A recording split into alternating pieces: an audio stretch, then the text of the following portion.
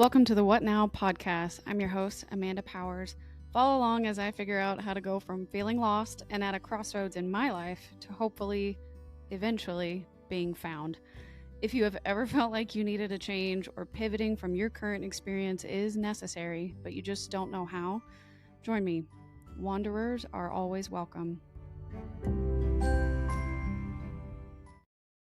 Hi, everyone. Welcome back to What Now, a podcast for Lost and Found. This is your host, Amanda. I am so excited to be here. I know that I'm recording a little bit behind. I apologize. I've had quite the month, as you might be able to tell for anybody that's watching the video. Behind me is a giant calendar of everything that I've done, and the whole top row is pretty much blacked out with X's from everything that I've had to do lately. And it's been chaos but fun.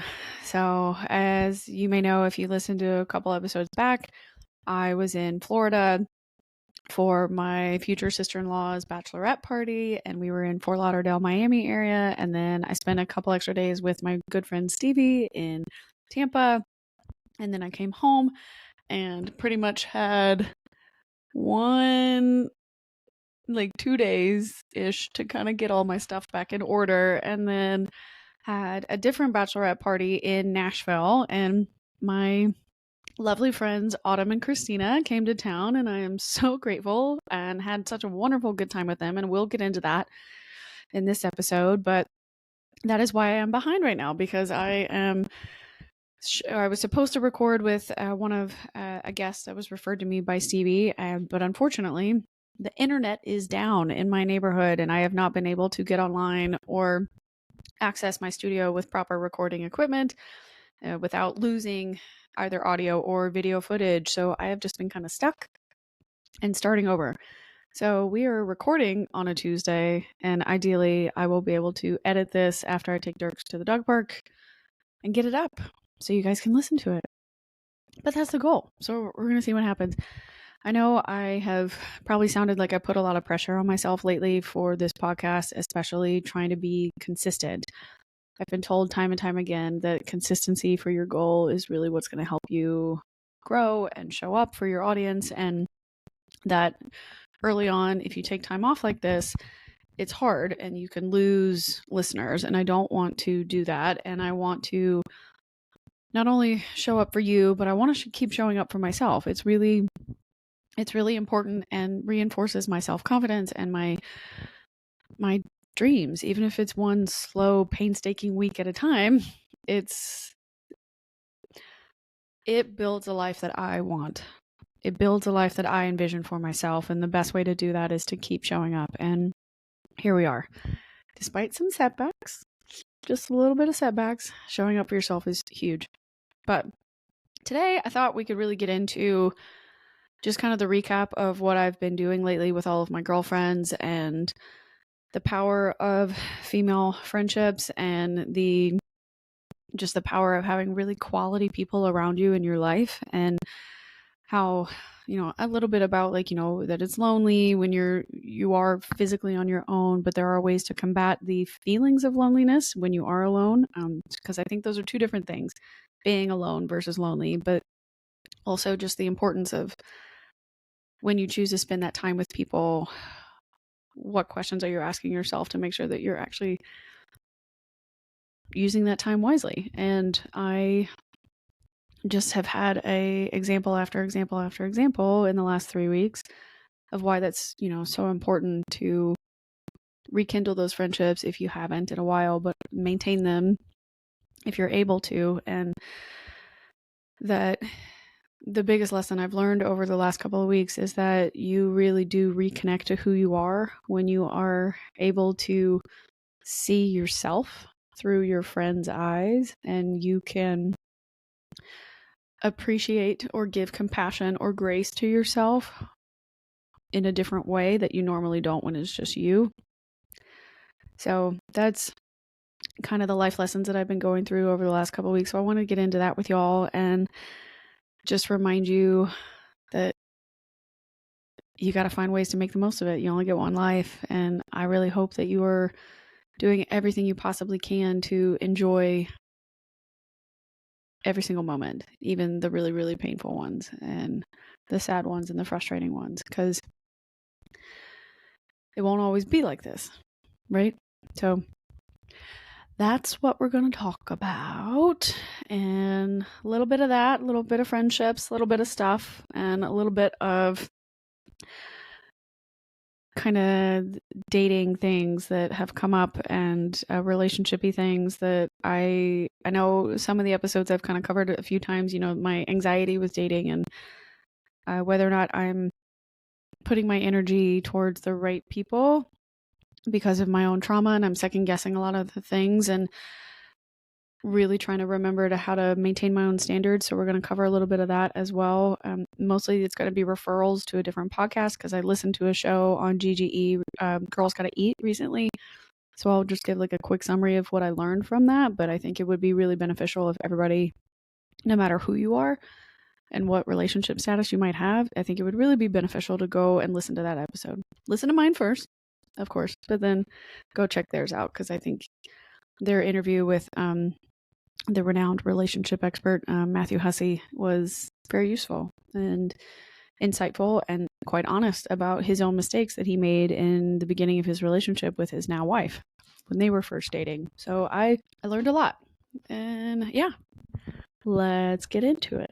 So let's see. I have had the pleasure of spending a lot of time with some really high quality women lately, and it's just rejuvenated me into believing in, like, honestly, girl power and the power of, 10 plus year long female friendships. And when you find people that you connect with in life who are just truly genuine and down to earth, and maybe they don't have everything figured out about their lives, but they at least know who they are going to consistently show up as themselves. And that sheer reliability, the fact that I can pick up where I left off with them, even though I may or may not see them for months on end or may not get to talk to them very regularly, my ability to just pick up that phone and call or send that meme or, to text them real quick and be able to just catch right back up has been absolutely priceless. So I want to talk a bit about the power and the quality of those friendships, and how when you're in moments of loss and frustration and anxiety and screaming what now at the top of your lungs, it can be really helpful to have people in your corner, whether or not they know the answers, and they don't always have to provide you answers, but it's just really helpful to make sure that whoever's in your corner is the right person. So I'll give a little bit of background on that. So I did a couple episodes ago, I obviously talked a bit more about the bachelorette party with Lee and her friends, and it was really great to be able to see who's part of her roster, who's in her corner, and who are the people that she spends her time with. And they're all, funny and talented and outgoing and free and just open-minded. And it was fun to see Lee be so happy and be so genuinely at peace, but also really ready to go and ready to have a good time with all of these people. And it made me very excited for the wedding. I really look forward to spending more time with each and every one of these women. And I hope that when I visit Boone, in the future, I can say hi to them now too. And they'll that's the immediate thing that just came into my mind was they'll say hi back. And it's like, well, obviously, Amanda, you're not a complete loser. Like, whatever. Anyway, yes, they will say hi back to me because we've met, and I will stare them down in the street. I'm talking to you, Brie. I'm just kidding. So fast forward though, that happened, and that was good quality time, mostly because I got to learn so much more about Lee and who she is as a person, and who her friends are, and how that has shaped her. So I'm really glad to know more about her. But for me, the real, hit it where it hurts situation was having Autumn and Christina come and visit me. And Autumn and Christina are two of, I guess in the last decade, two of my most recent, oldest friends. We met in 2013 Christina and I had just graduated from college, and we both took a gap year to go work for AmeriCorps in Triple C. They used to have a program, I don't know if they still do, but they used to have a program at that time called FEMA Corps, where you split half of your you were technically parked under AmeriCorps in Triple C, so you were getting volunteer credit hours with congressional level like awards and stuff like that, since it was a federally funded project, but you were assigned to a domestic agency, unlike the Peace Corps, where you get deployed all over the world to help out different communities and various people and groups. For AmeriCorps, you stay inside the U.S. And so we were assigned to work with FEMA, which meant we supported emergency management and disaster response and recovery programs. And I was assigned on a team with Autumn and Christina and 7 other people. And we traveled, ate, slept, worked out, explored cities, went to work every single day, drove together everywhere every single day, grocery shop together, shared bedrooms and bathrooms and absolutely everything together for a little over 10 months. And you pretty much had no choice. You were told you had to, you're assigned to this team and this is what you got for the 10 months. So we, it was a make or break it moment for a lot of us. And in hindsight, we did talk about that a lot, how much we did go through that year and how much healing a lot of us had to go through in those moments that we didn't realize we were going through, and that it was so amazing and lucky that we were with the group that we were, because we did find ways to essentially to grow up together and figure out how to have fun when the first time is, it's your first time job essentially after college, and like you're thrown into situations you don't always want to be in. You're thrown into new cities you've never visited before. You're having to learn how to compromise, how to do time management, how to take care of your fitness, how to balance living in a giant family that you don't always get along with, and making the most of what's going on at that time.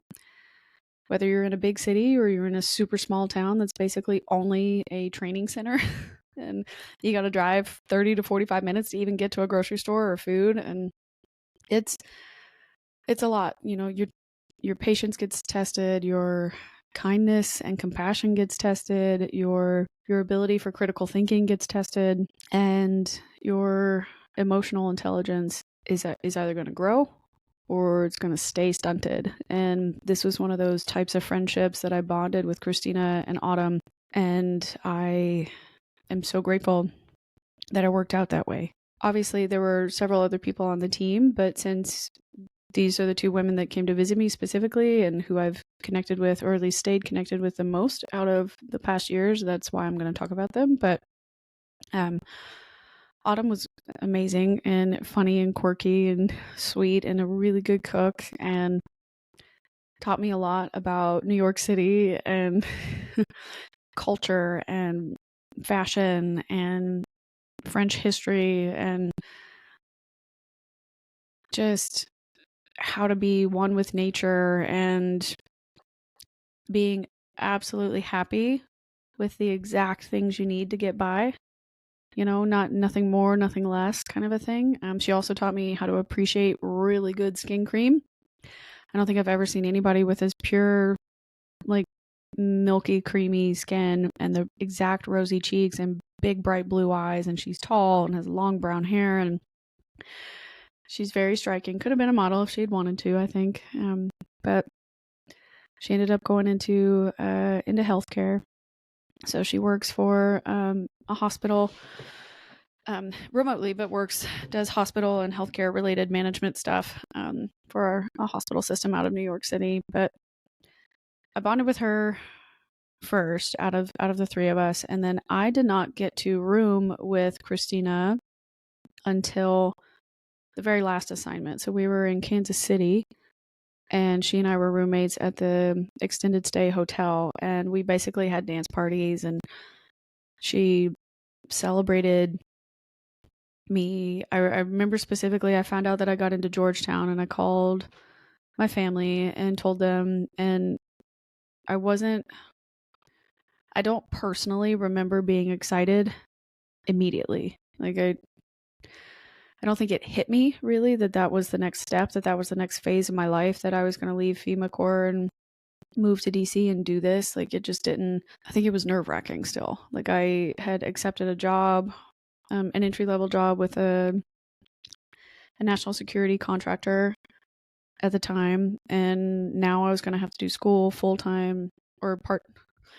I, at the time, was set up to do it full time at night, so working full time, school full time, and I may have just been really overwhelmed, and it's just a lot of emotions going on. But I remember coming back to the hotel room, and I think I still have the posters because we only had like a really small notepad in the room, but she wrote on there, "Guess who's got two thumbs and got herself into Georgetown? You know, this girl." And it like pointed, the arrows pointed down to the bed where I slept. And we just had such a great time together. And I remember I also, that was the first back injury I ever had. When I was I was the personal trainer, ironically, the personal trainer for FEMA Corps for my team. And I did not realize that I had scoliosis as bad as I did. I had never really got it treated when I was a kid because my parents were always told that it just wasn't severe, you know, that she didn't need enough attention, but she didn't need to pay attention to that necessarily, especially if you're not in pain. What's the point? But I ended up hurting myself at the gym, and I remember being really embarrassed. And one of the other teammates at the time went out of their way to make me feel bad about what I had done. And, you know, just it hurt my feelings at the time. And I didn't really know how to handle it. And I was having a hard time sitting during our meetings and like trying to participate in dinner or whatever. And I was just in a lot of pain. And so I went back up to our room and I had to lay down and left the meeting early. And Christina, you know, kind of checked on me, and I kind of told her, like, I just I couldn't be in there. I couldn't be in there and be made fun of and try and keep it together. Like, I am in genuine pain and it just sucks. Like, I don't know what I've done because I wasn't educated about my body or my mechanics in that way. Learning about how to do proper core engagements. Like, you know, if you're 22, 23 years old and you've never thought about it before, you didn't study it before, you didn't understand it before, like you feel very blindsided. And you're kind of like, I'm only 20, you know, 22, 23, like I shouldn't be having this. Like, this is for 50-year-olds, you know. And I was very upset,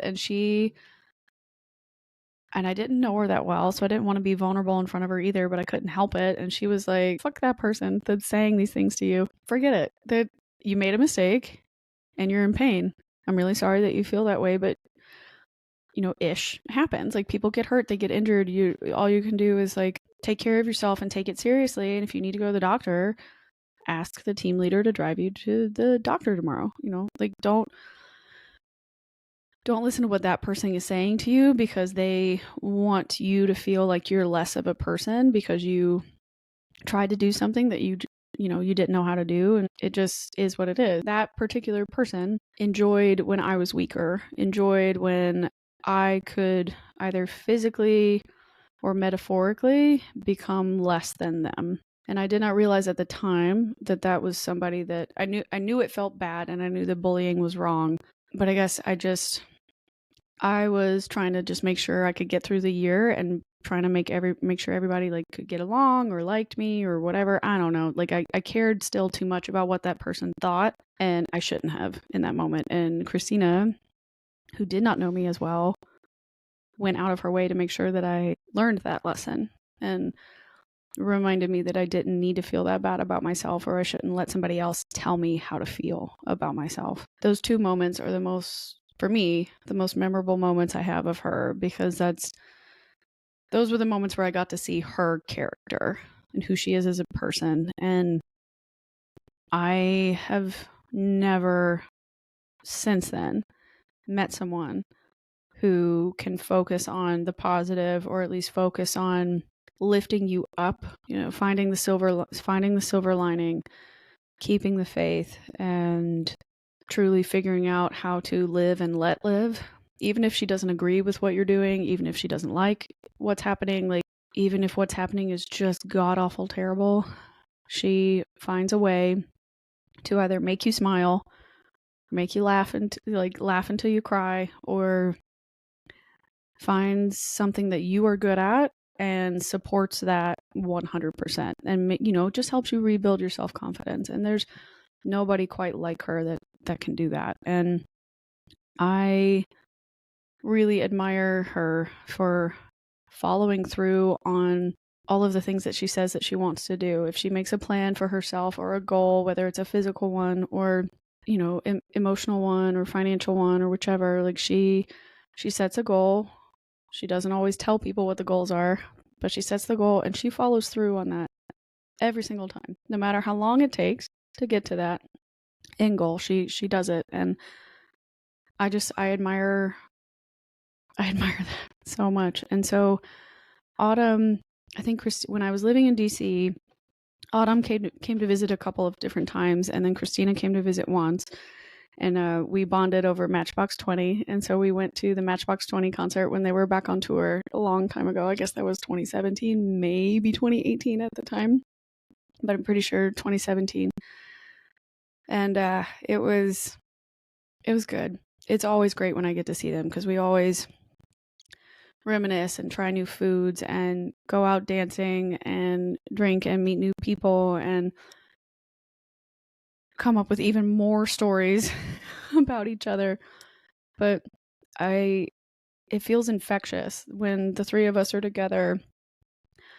Autumn's just truly her same quirky self, and Christina's just constantly laughing, and it makes us laugh because she started laughing first, and she's got such a loud, boisterous, huge, like open wide smile kind of laugh. And I am pretty sure I keeled over at multiple bars this past weekend, because we mostly just rooftop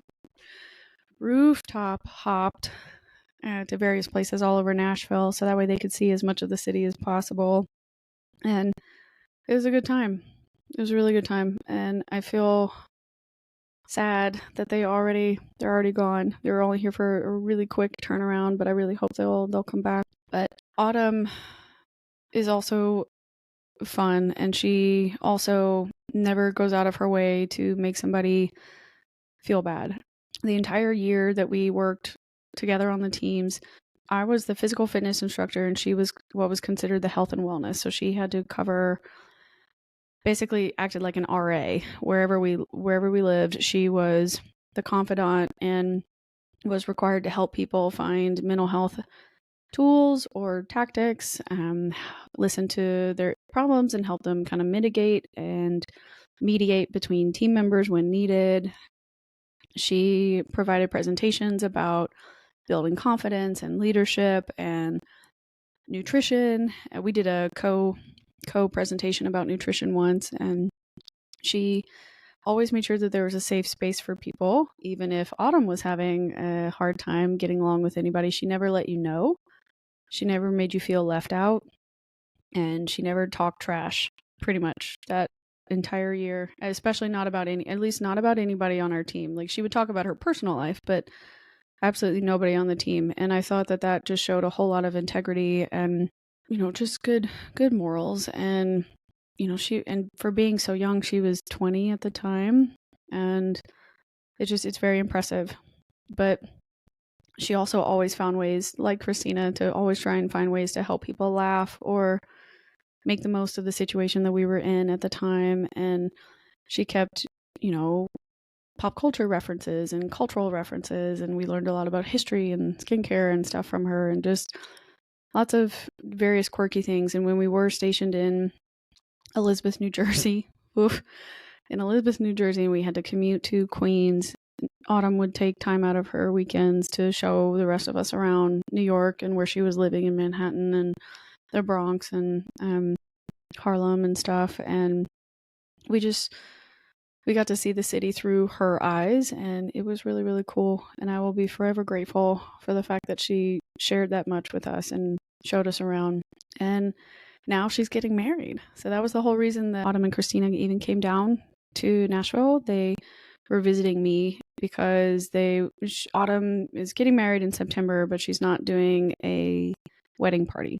So there's no official bridesmaids or maid of honor type situation. It's possible she will have her sister do it, but nobody that she's actually setting up and asking to like spend money to go to these places or do whatever. And she wanted a last chance to be with us one-on-one, because as soon as she gets married or the day of, that all of that changes, and day of especially, because you're going to be so busy entertaining all your different guests and talking to all the people, so, and running around.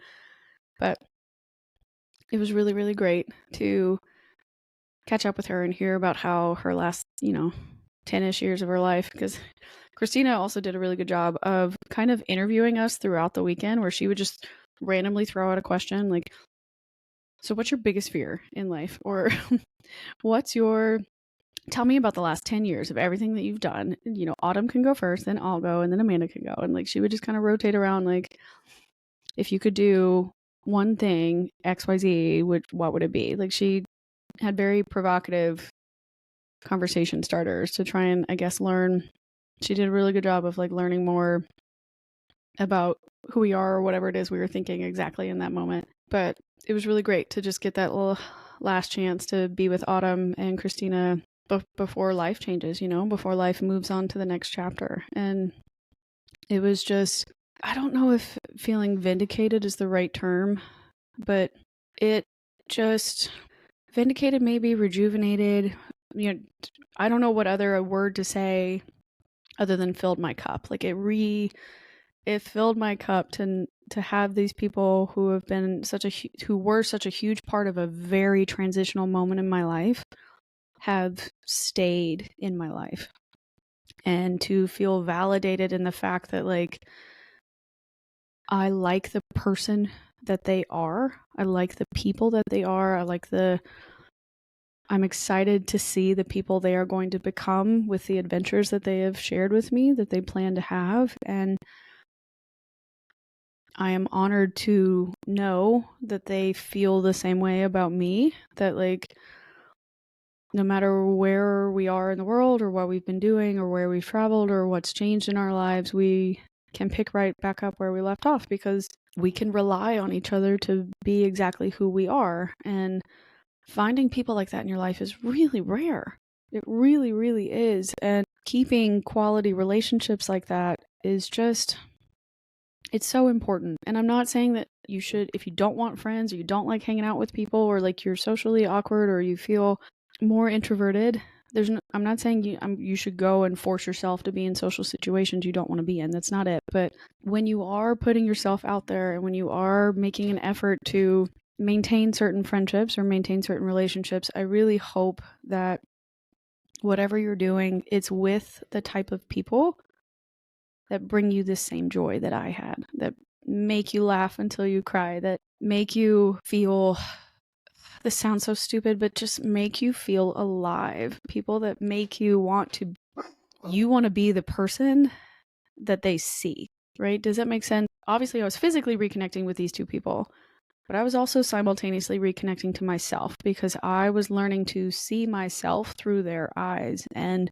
they see a smart, successful, strong person with integrity and tenacity who is changing her life, in that exact moment in front of them. Like they're witnessing my evolution in real time. So when they get to spend time with me like this, and it's quality time, like the 48 hours, like what we got, it gives me chills, and it makes me proud, and it makes me really grateful for their friendship, and really, really grateful that I didn't change for other people. Like, yeah, I've grown up, and yeah, I moved on to lots of other things after I left them in FEMA Corps, and so did they, but like, they still love me for me. And I don't know how many people, like, I could probably count them on two hands, like how many people in my life do I really connect with like that? that for that long of a period where we don't talk or we don't see each other, how many of those people still treat me like that and still want to be a part of my life like that and still cheer me on even if they haven't been able to see me in a while? And it's not that many. And I just hope that no matter what personality type you have, no matter what level of social interest you have, the energy that you have is finite, and you do have to replenish it from time to time. And I just really, really hope that whatever energy you are choosing to share with others, you are receiving the same level, if not more, back. Like, I hope that anytime you decide to spend your time somewhere, you're spending it exactly where you want to spend it.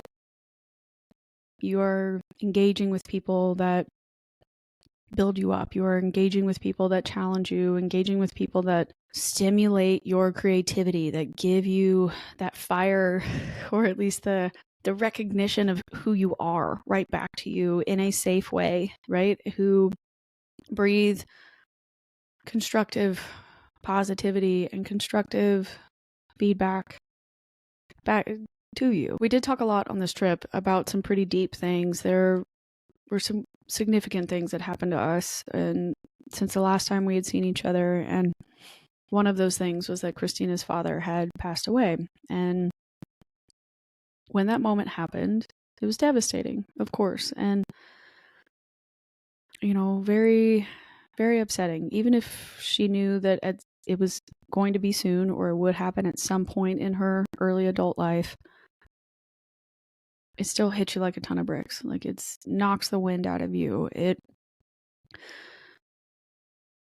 For her particular situation, it was very heavy, but also simultaneously a weight lifted off. And it really made her think about her life. And she was sharing with us just like, asking us things too, but as she was sharing with us, was asking us questions about, what are your current life mottos? What is your outlook? And what do you want to do? What do you think about?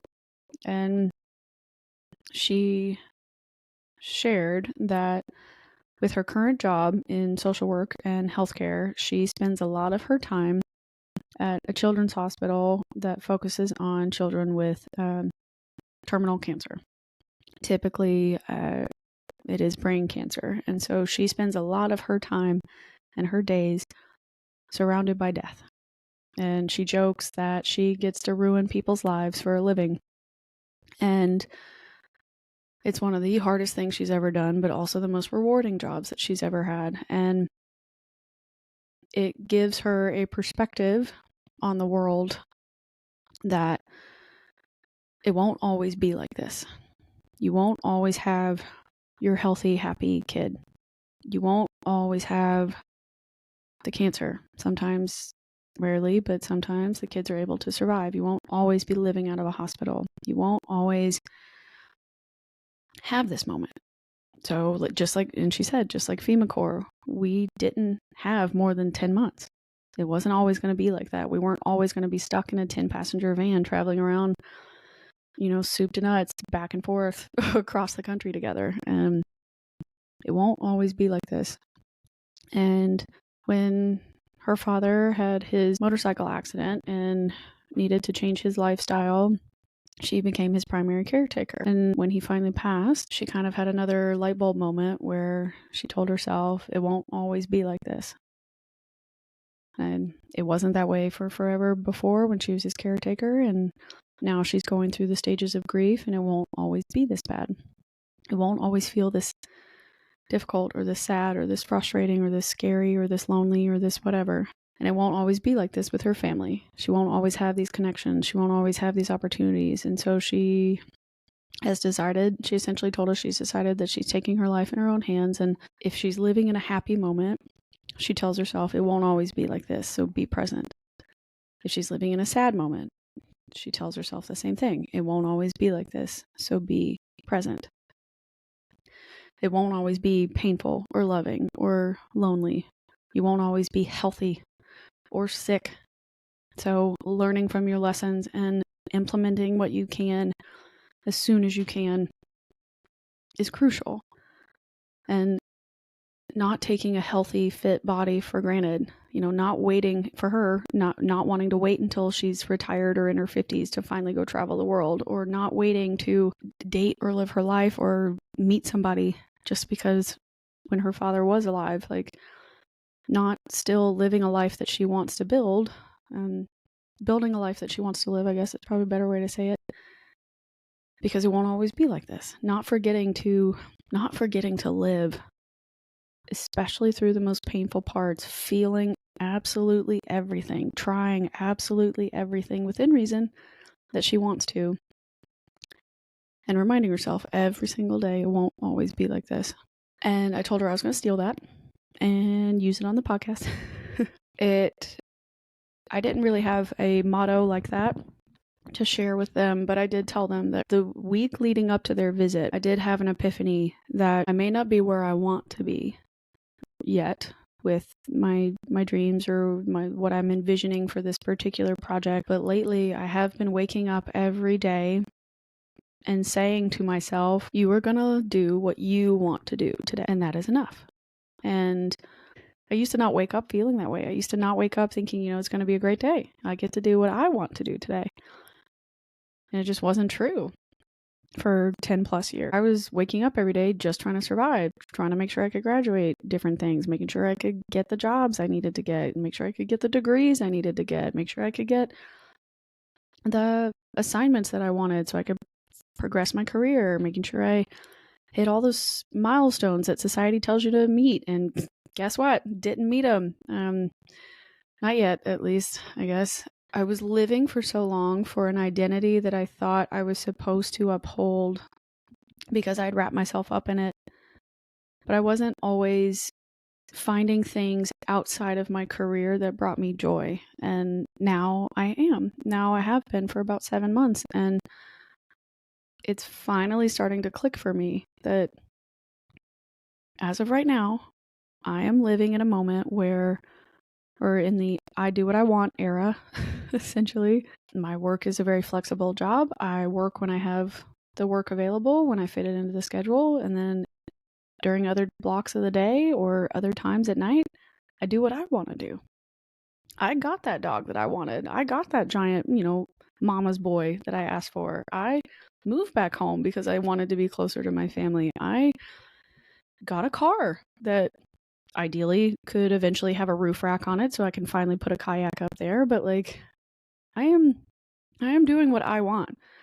In the last year, I have spent so much time traveling and visiting friends and reconnecting with people from my past that I hadn't seen in forever. And I may not be living the life that people expected me to live. I may not be in a place in my life where people wanted me to be at this moment, but I'm doing what I want to do every day. And I'm spending time with the people that I want to spend time with every day. And if I don't, then I say no. And if I do, I say yes. And if I need to reschedule, then I reschedule. And I don't get so caught up in meeting these metaphorical deadlines or meeting these metaphorical expectations, because at the end of the day, who's putting those expectations on me other than myself? If I was receiving expectations from other people in life, it's because I allowed them to be placed there. I allowed them to resonate with me when I did not need to. And so I really liked the way Christina was trying to engage with us all weekend and ask us these types of introspective questions, but particularly the life motto stuff, that she's living a life that basically says it won't always be like this. You won't always have these opportunities to go for your dream. You won't always have this money to travel. You won't always have the ability to take a gap year and do whatever it is you've dreamed of doing. You won't always have the energy and the schedule to start your own business. You won't always be miserable when your babies are really young and they're crying and they need you the most. It won't always be like this. They're not always going to be that small. So you have to stay present. They're not always going to live in your house with you. They're going to grow up and move on and start their own families and have their own lives and go their own way. And they won't always ask you for help or need you. It won't always be like this. So when they are around, you have to cherish that. And vice versa for your parents. They won't always be capable of participating with you in your life, or, they won't always be incapable of participating with you in your life, there's always going to be a final moment, a final kiss, a final goodbye, a final hug, a final chance to take that leap. I just would hate to see that slip through any of your fingers. I would really hate to see that be lost in the chaos or lost in translation for any of you. And I think it's just so, so, so important that you keep quality people around you. You invest in the relationships that build those types of feelings and sustain them as best as you can, as best within reason for, you and your own schedule and your own time and blah, blah. If it won't always be like this, you got to go for it now. If it won't always be like this, you got to say it now. You got to do the things you've always wanted to do. You've got to say the things you've always meant to say. You've got to feel the things you've been avoiding so you can get over it and get past it. And you've got to embrace what matters to you most, what brings you joy. Because that's fleeting too. That won't last forever. In whatever way that it brings you joy, it may not last that way forever. Same thing for relationships too. Through Christina's prompts, I started to think a lot about dating and feelings that I've had lately with particular people that I've gone on dates with, and what exactly it is that I'm looking for out of life right now. And I want to keep my standards high, but take the edge off, take the pressure off of this whole situation. Because this is a bold statement, but it's how I feel. I live in Tennessee, right? And Tennessee has some pretty messed up laws right now for women and their access to certain types of healthcare when necessary, and in particular for women who are trying to get pregnant or who do become pregnant and run into complications or need to make different lifestyle choices. And that's a very daunting thing. And for somebody at my age, that's just not a reality that I can face right now. It's not something that I want, and it's not realistic. Trying to have a kid right now as a single individual would not be sustainable. It would not be financially responsible for me.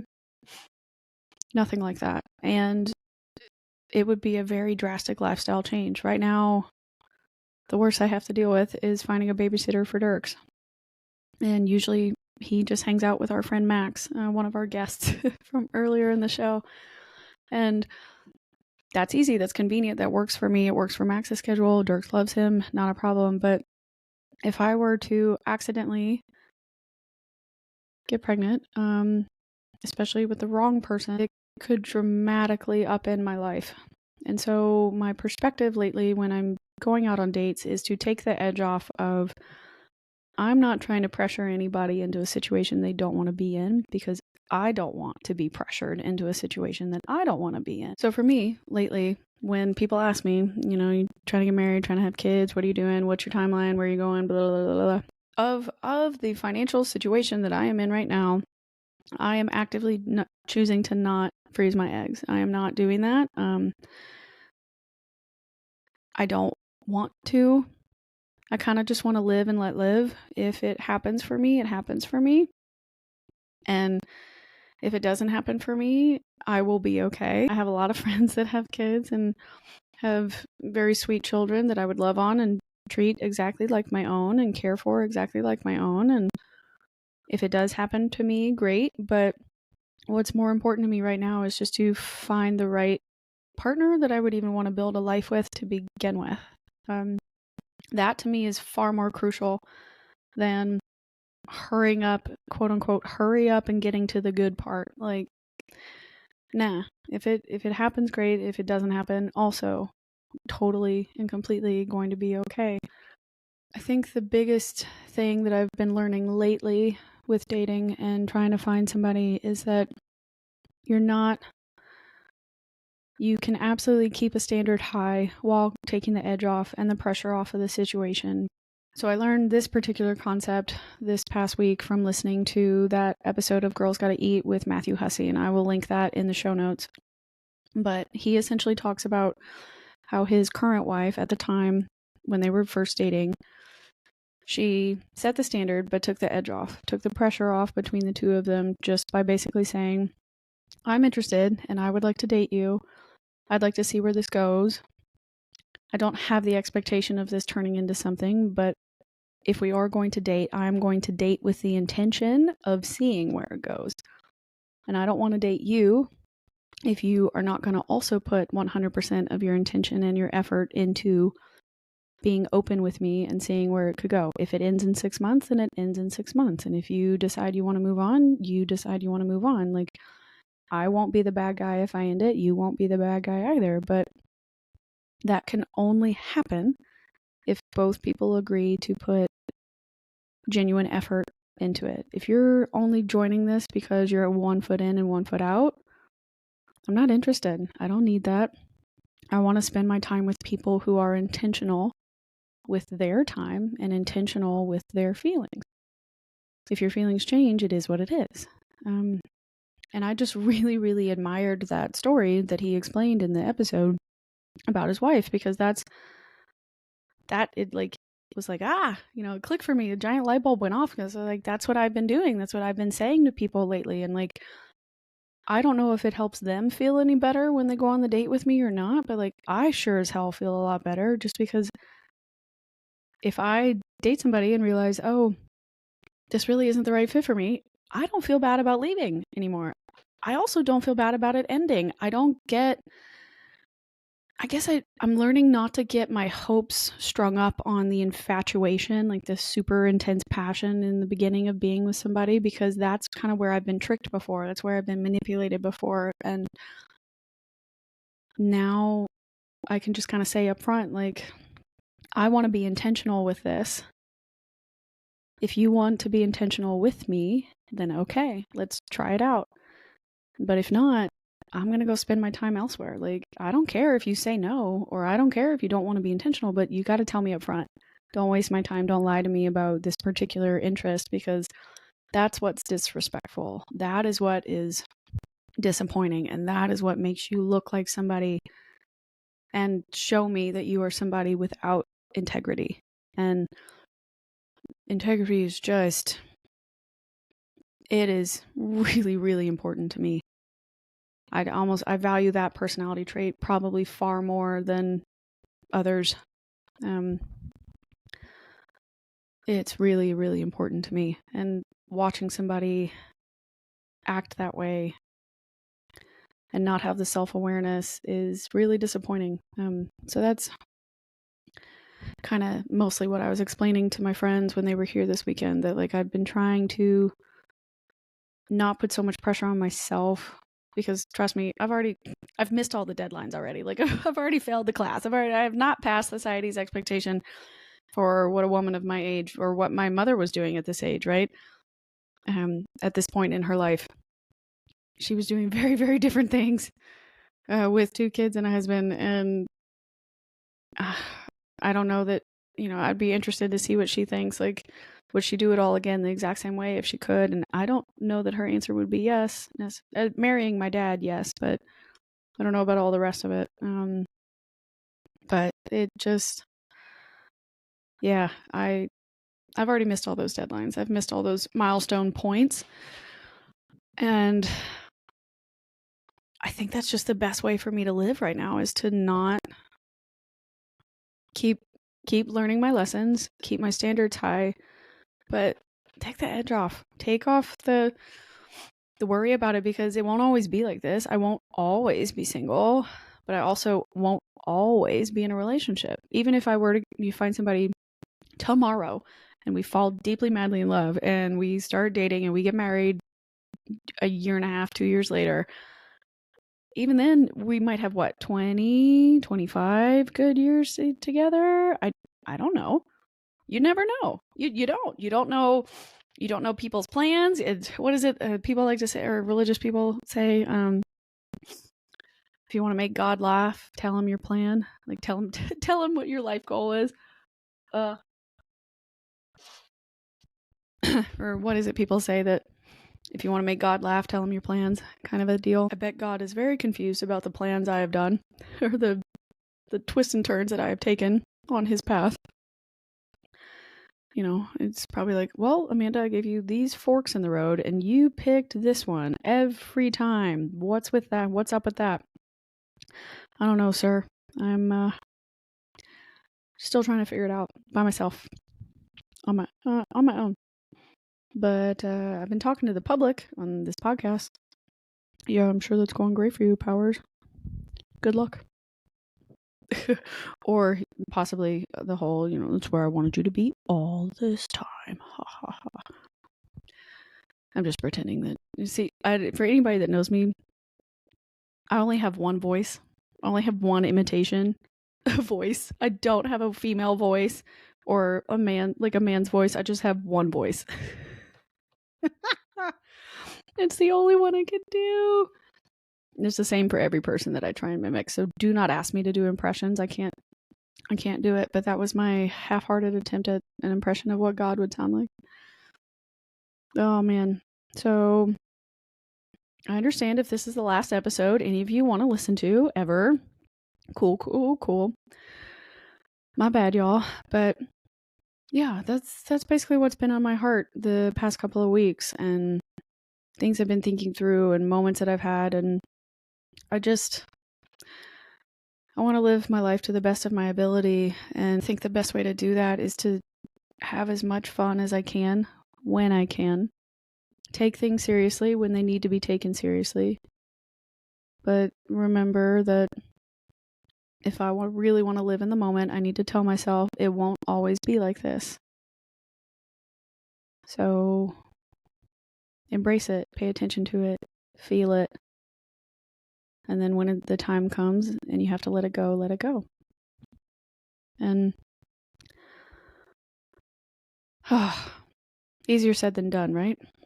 Easier said than done. But that's all I got for you guys. I'm hoping to get back on track. I will be traveling to Miami. This traveling, what is it, May 1st? Yes, I believe so. I'll turn around looking at this giant map. Yes, traveling on May 2nd to Miami. And I'll be down there at the Formula One race with my friend Courtney. And I might take my equipment, I might not, I don't know. But if I do pack it, I will try and record with her.